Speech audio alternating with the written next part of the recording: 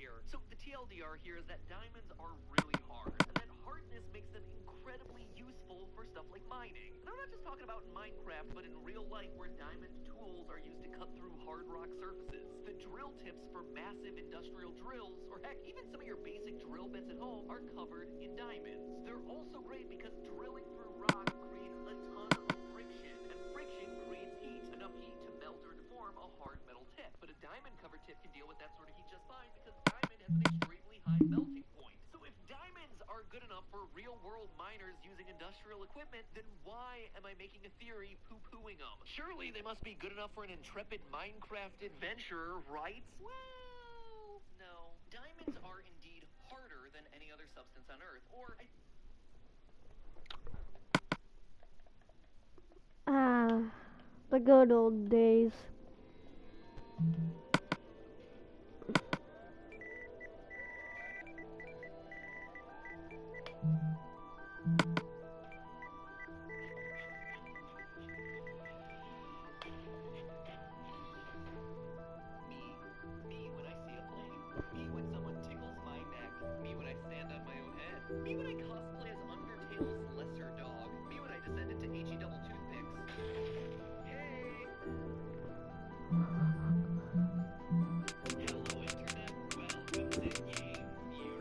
Oh, yeah, yeah. I like every single.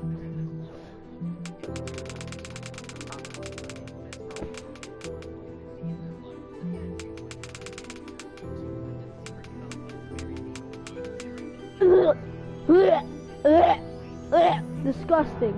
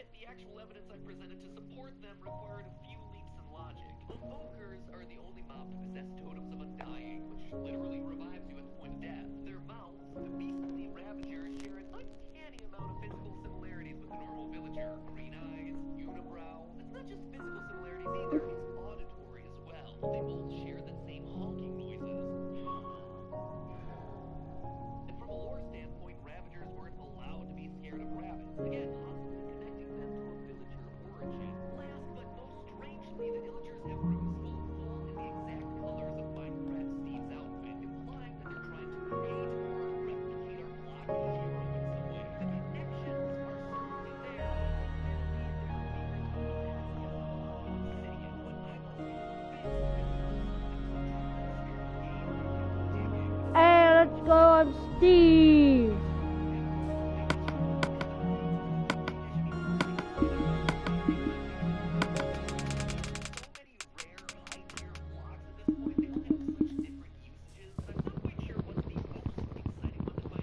Ah, you know what? Let's turn up that music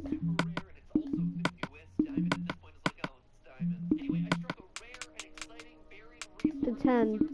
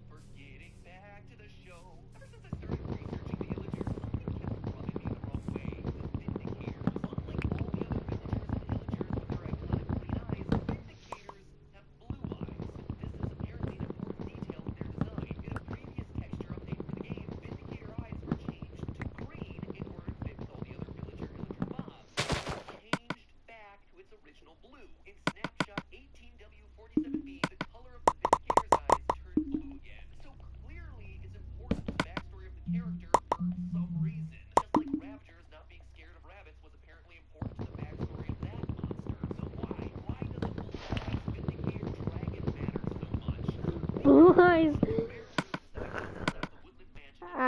I get it.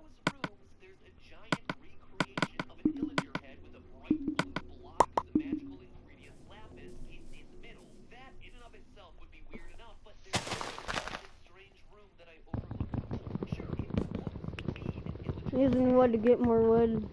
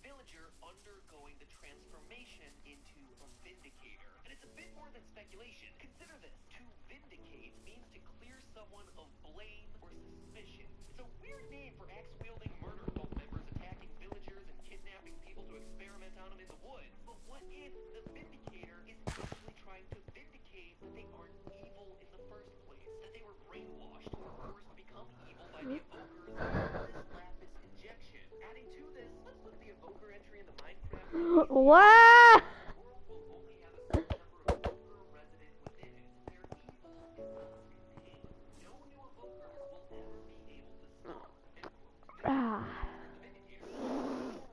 Ow! Good old Minecraft. Ow.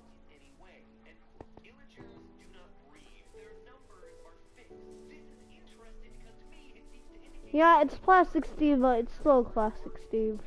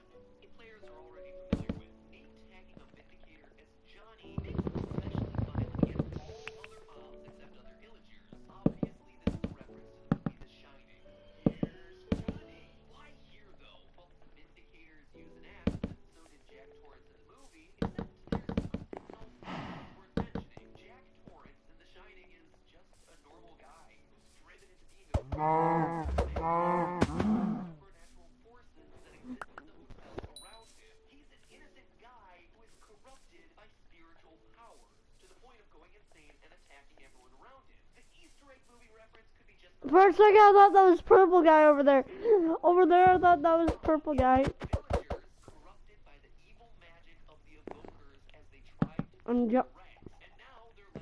Ah! Give me your food! Ah! Here's amazing.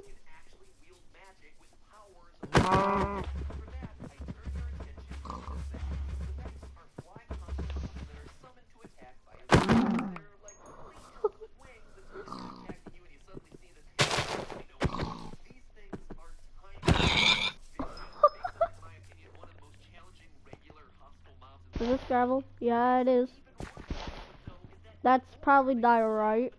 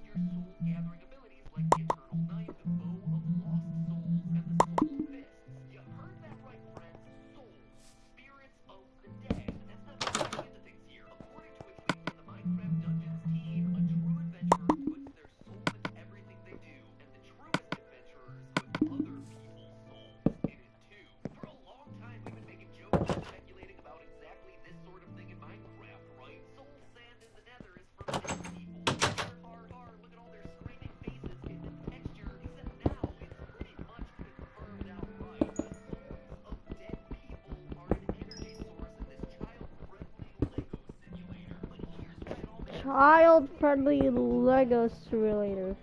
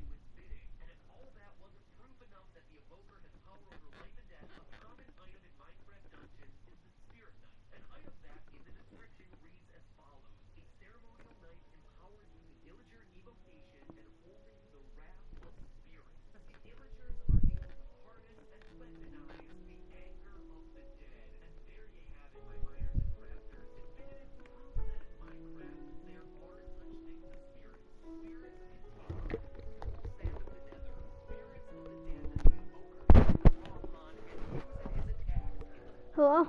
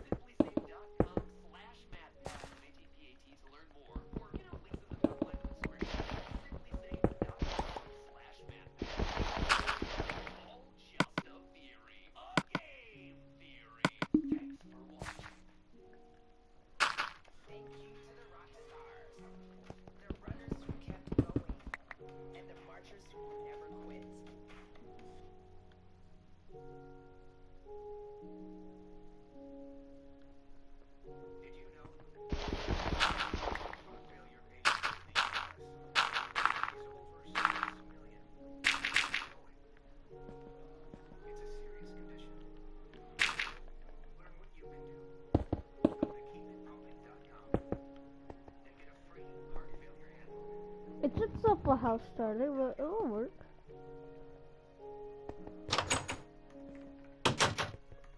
Just I realized you don't have a sword. Oh, I could almost make a shield.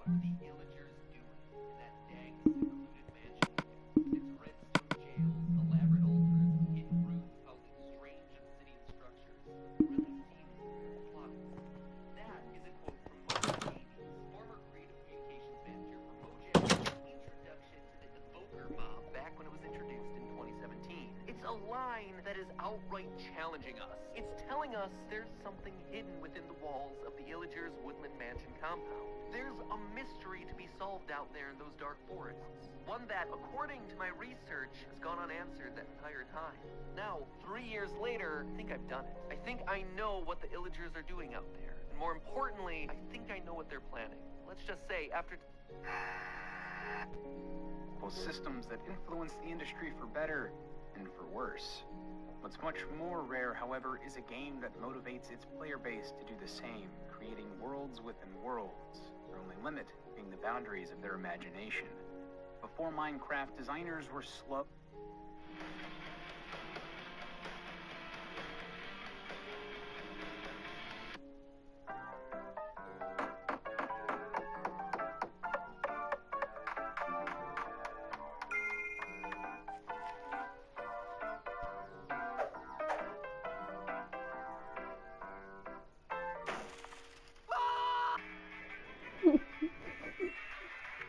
Idiot.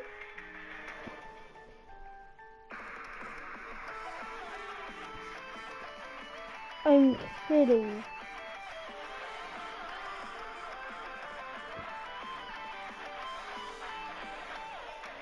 Hello, Internet! Well...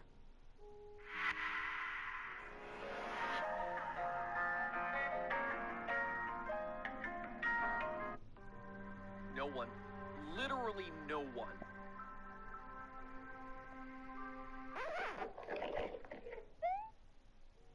Oh, come on. You gotta be kidding me. Hello, Internet. Welcome to Game Theory. Call it right off of PewDiePie's success playing the game that just overthrew Fortnite. Rest in peace, Jurgen. But I have been digging through a lot of Minecraft lore lately. Oh, and you absolutely heard that right. According to Google Trends, Minecraft is now on top of Fortnite, both in terms of web search and here on YouTube. It's like the Grover Cleveland of video games. And by that I mean a game that was king, gave up its crown to someone else, but then snatched it back, just like old Grover C. did when he was elected president. History's only double president, for that matter. Honestly, it's like the only thing Grover Cleveland's known for. Heck, this 10 fascinating facts article on him couldn't even come up with anything remotely interesting, let alone fascinating. What was I talking about again? Oh yeah, Minecraft, on the other hand, is endlessly fascinating, because for a game that's now 10 years old, happy anniversary by the way, its lore still hasn't been cracked. Oh sure, there's plenty of is endlessly fascinating, because for a game that's now 10 years old, happy anniversary by the way, its lore still hasn't been cracked. Oh sure, there's plenty of speculation and lots of really good ideas, but to my knowledge, no one has truly been able to piece together a final, all-encompassing, Bum bum bum bum bum bum bum bum bum bum bum.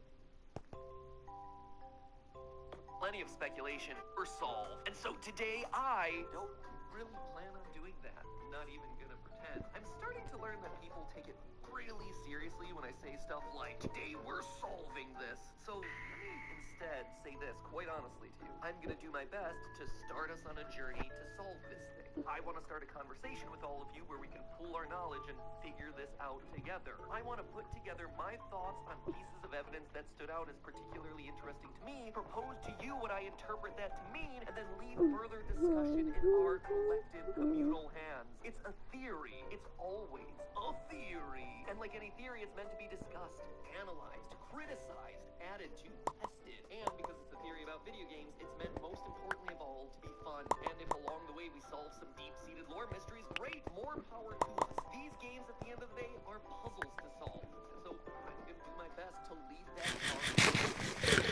want you to be there with me every step of the way. And so, our first step when it comes to solving Minecraft is tackling the Enderman. Originally programmed into the game as a joking reference to Slenderman, these tall, dark, and handsome creatures, well, just tall and dark, I guess, have become the cornerstone upon which all other... What do you mean? Endermen are handsome creatures. They live in the most beautiful place in Minecraft.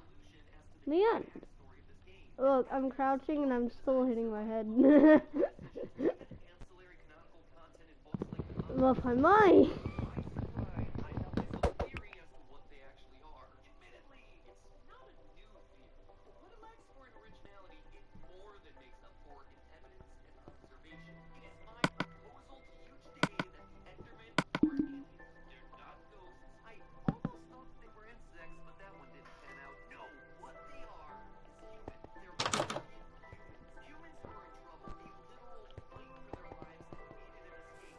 Well, I'll take that egg.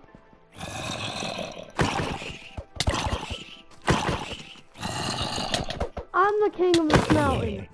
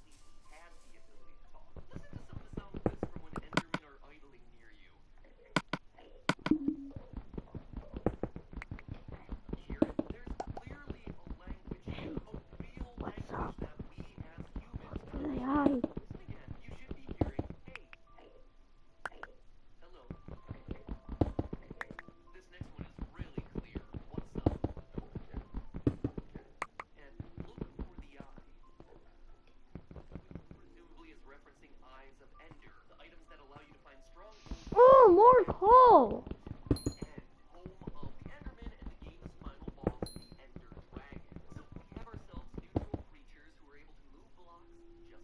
Who would win in the fight? The final boss of Isaac or the final boss of Minecraft?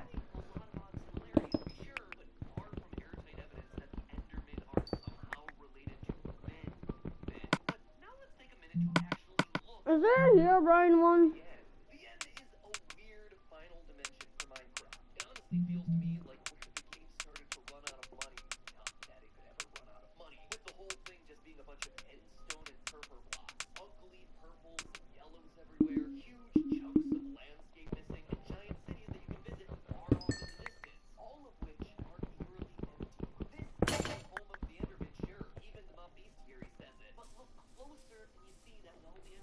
Sheep acquired. Pigs acquired.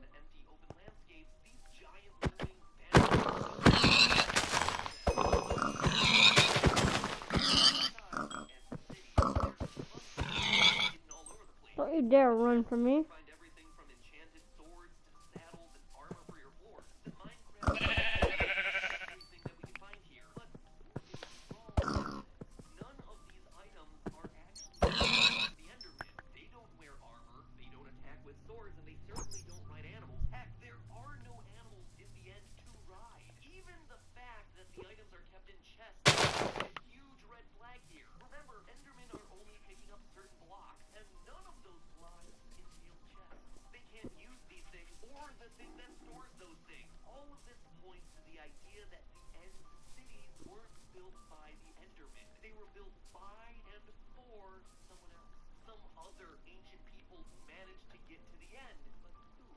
start up a new survival mode game, you enter a blank world.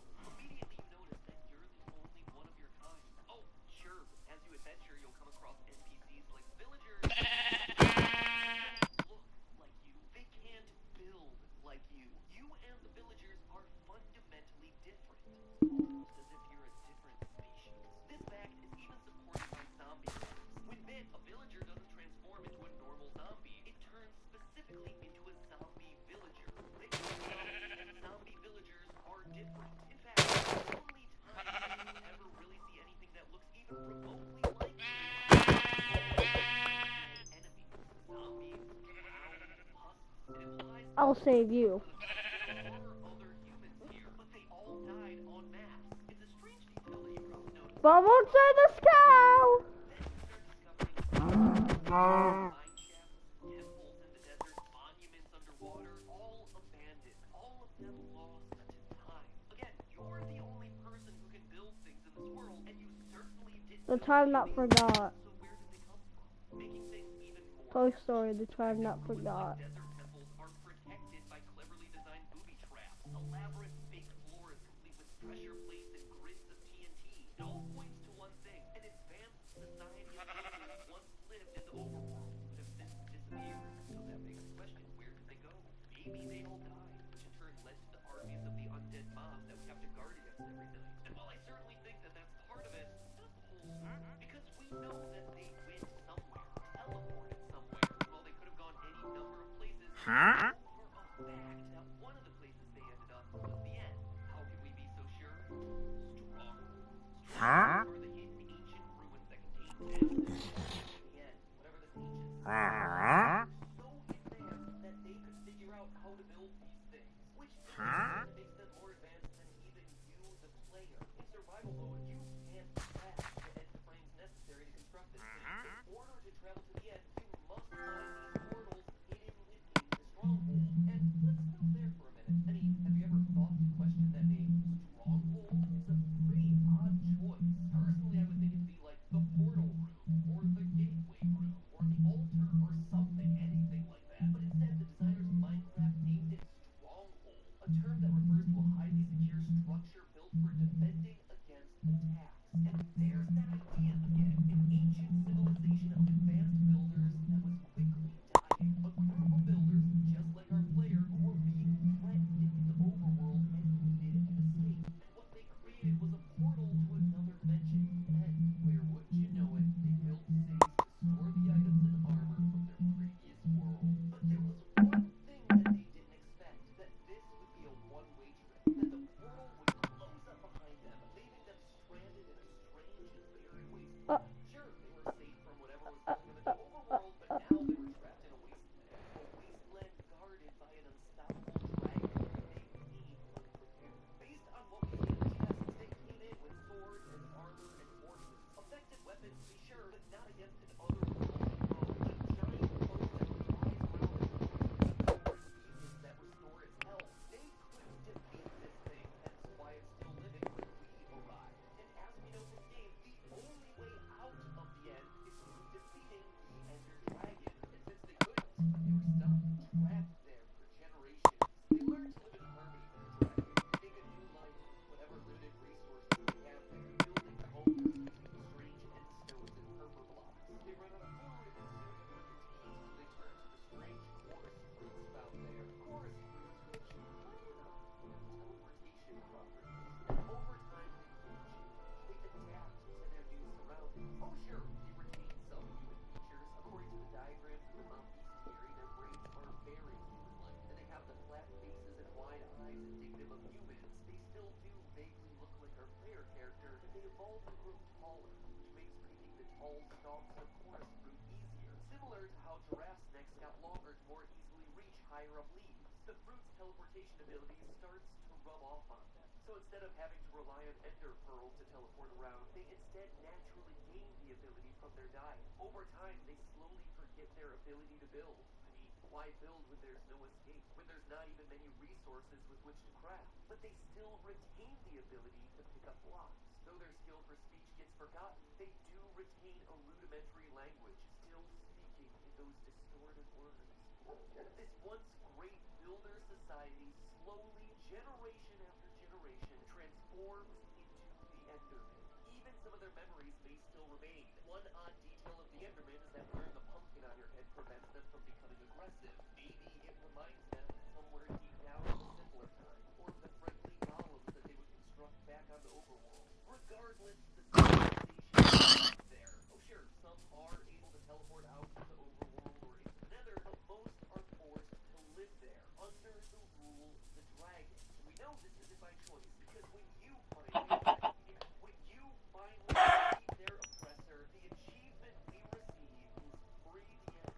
The Endermen at this point are so far gone from the people we're no longer able to appreciate what's happened. But in defeating the dragon, you as the player have brought closure to this abandoned civilization, one that has a new dimension in order to survive, only to wind up trapped yet again. And that, my friends, is the story of Minecraft. You're a builder, and you follow in the path of the great builders who came before you, discovering their work, learning of their enemies,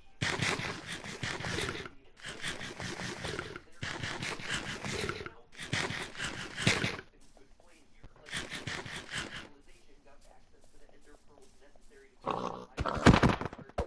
Again, if they themselves become the Enderman, it would require some honestly, there isn't a whole lot of evidence for. Instead, my thought here is that the ender pearls are items that they learn to create before becoming Endermen, before going to the end. I mean, think about this. We know that this ancient civilization was able to access the nether. End rods and eyes of ender both require blaze-related materials to craft. So this civilization had definitely visited that dimension, and thus knew how to access the powers of teleportation. So maybe they learned how to use that in a smaller, portable form.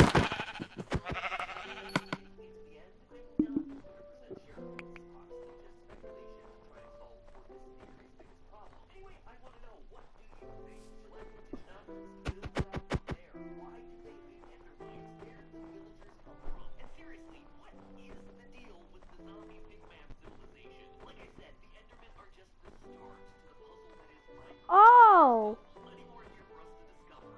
So until then, Oh! that's just a theory. Yay!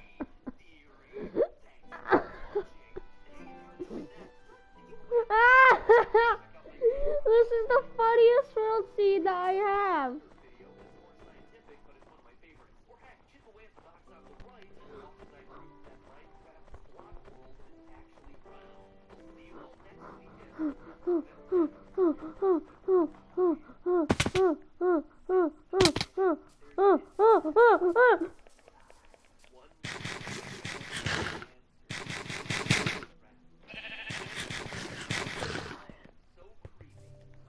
I'm sorry. Feel like they come from a completely different game. It's a riddle that, once solved, exposes more of the hidden lore that's buried deep inside this world. Today we're covering the mystery of the throne. Hello, weird looking purple guy.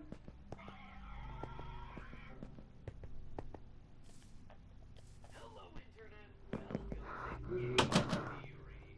Can you dig it? So, last Minecraft episode, we started an epic quest. Can you dig it? Everyone else gets to play around with their giant meatballs and deadly skyboxes. Here we are doing the important work, solving the hidden lore that's buried inside this game, because it is there. I started to prove that last time, and it is just waiting to be unlocked by us. I asked all of you to send me your theories, and you did. The response was overwhelming, with hundreds of new theories posted in the comments, as well as over on the Game Theorist subreddit. Everything from the origins Whoa, looks like I'm killing spiders. burning questions of the nether. Keep them coming, guys. In full transparency, I'm still reading through them, and Oh. I'm compiling all the information as we go through. Never mind. But today, I actually wanted to tackle a Minecraft mystery that always bugged me personally, and one that I don't see many theorists actually talking about when I made the call for theories. Today, I want to talk about the music discs. For those of you who don't know, music discs are unique items found randomly in games that can be played in jukeboxes to, liven up what's otherwise a very quiet social game. No, not that. The music discs are something to really set the mood.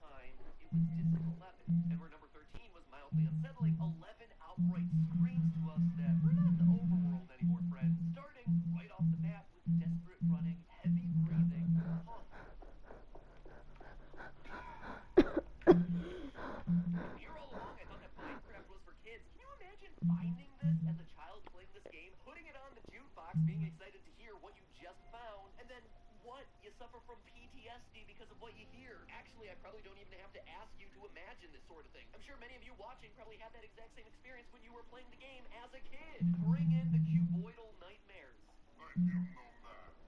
But that thing, it scares me. Adding to the mystery, 11 is broken, shattered to pieces.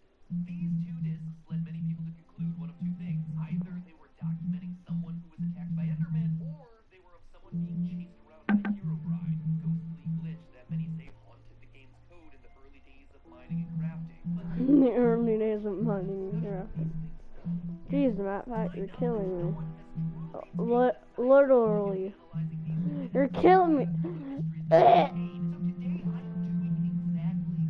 Using a combination of audio analysis, visualization tools, metagame analysis, and just good old logic to try and end the childhood nightmare that was these two discs. And in the process, I'm hoping that what we find continues to unravel the mysteries of the deeper lore.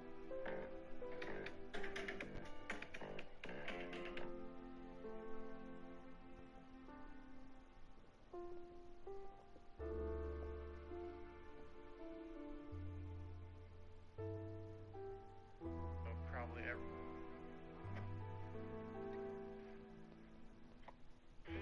Oh, fucking cow. Need to do magenta dye.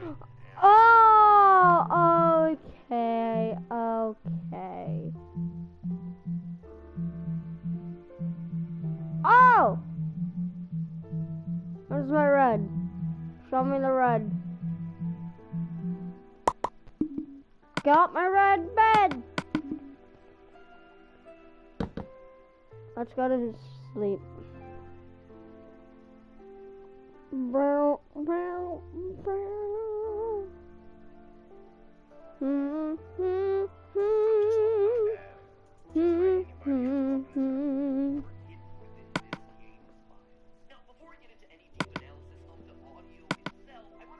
Right, chicken.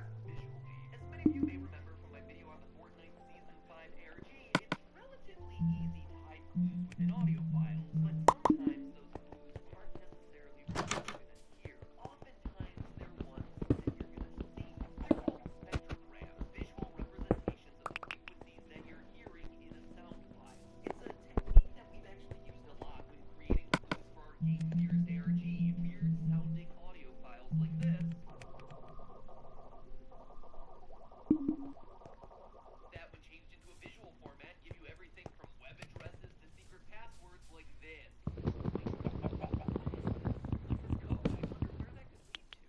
Yeah, that's it. 727. No way! I can't believe it! New back to school game theory merch? Wow! This stuff looks perfect for any mining or crafting adventure. Forget diamond armor. The only thing I want to be wearing around is this heavy-duty theorist backpack. Perfect for storing school books, laptops, or cubes of dirt, or a pickaxe. Apparently, since I told Chris to buy some props for the shoot, and he instead purchased real pickaxes, as opposed to, Minecrafty toy ones.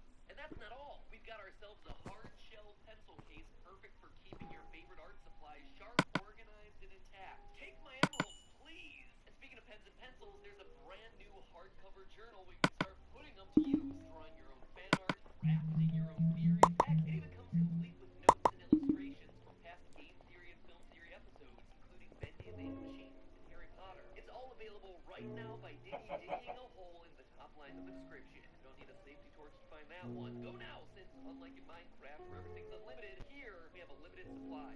Once they're gone, we can't craft anymore. Now, where was I? Oh yeah, discs 11 and 13. Discs 11 and 13, well, they are certainly creepy sound files. They're not filled with the types of sounds that would make me immediately think to put them through a spectrogram. However, there was one finding that I wanted to put to the test for today's theory because I was skeptical that they had. A supposedly made a spectrogram of files and said that he found both a space and the numbers 124188 inside. It sounded like a lot of fake news to me, and the screenshots that were circulating the internet just felt a bit too perfect, a bit too Photoshoppy feeling for me, so I redid the whole spectrograph test using my own tools, and this is what I found. It was 100% true. This wasn't just a bunch of karma fodder, something cool that enough to try and get people's upvotes, the images are actually hidden within the sound file. What does it mean? Well, interestingly enough, the numbers appear to be a secret signature in there by the music's producer. Minecraft's music was produced by a man named Daniel Rosenfeld, better known online as C418. And who knows, but the numbers 1, 2, 12 in hexadecimal code or hex code translates to the letter C. Thus we have 12418 actually being code for C418, his online name. Creeperface, meanwhile, well, it's Creeperface. Maybe these tracks are less made by the Enderman and more a product of our little moss bombs. To know for sure, though, we have to keep digging. To continue being good little AV club members here, we're gonna need the A to go along with the B that we just analyzed, hopefully giving us a clear picture of what exactly is going on. So let's play this thing, starting where it all began, disc 13. Here's a copyright neutral clip.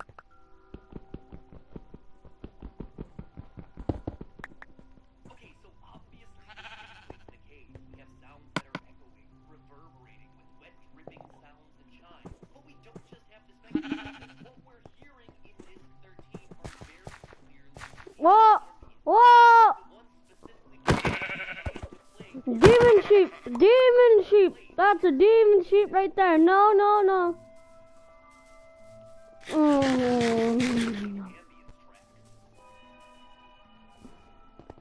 Sorry, but I'm gonna be needing your leads. Wait. Will they attack each other? Oh!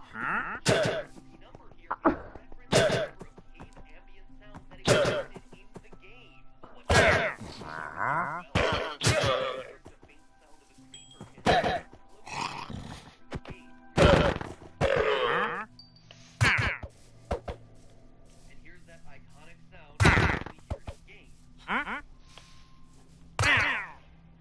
It's immediately followed by water and then staggering out. Did I get the leads? Yeah, I got the lead. I got the lead on this theory. Ah-ha! Running into a creeper and then having to jump into a pool of water to avoid Can I put sticks in my offhand? He No. gets out slightly injured and then tries to find a place to hide. But there are two other audio clues here that are worth mentioning. The first happens at the 1 minute mark. You can actually hear faint sounds of arrows being shot. Here's the audio. And here's the sound effect in game. But while we hear 2 arrows being shot, we actually only hear one of them land in the ground. The other one remains silent, which suggests that it hit its target. Now, what mob is found in caves and also happens to fire arrows? Skeletons. Now, remember something that I mentioned before. The music discs are found either in chests or via a very random mechanic of a skeleton stray arrow going on and killing a creeper. And what do we have in disc 13? In this one audio disc, we have a creeper exploding and a mob firing arrows at us. The reason creepers drop music discs when hit by skeletons or stray arrows, it's a reference to disc 13. The last thing worth noting here is the cutoff that I mentioned earlier. The disc stops abruptly after the arrow is fired and picks up as the creeper starts hissing. It's a cutoff that's not only unsettling, but one that, would you know it, also happens at exactly 1 minute and 30 seconds into the track. 1-3, disc 13. Oh yeah, and would you know it, but the creeper starts to hiss exactly 13 seconds after that cutoff. Slow clap, Daniel. Slow clap.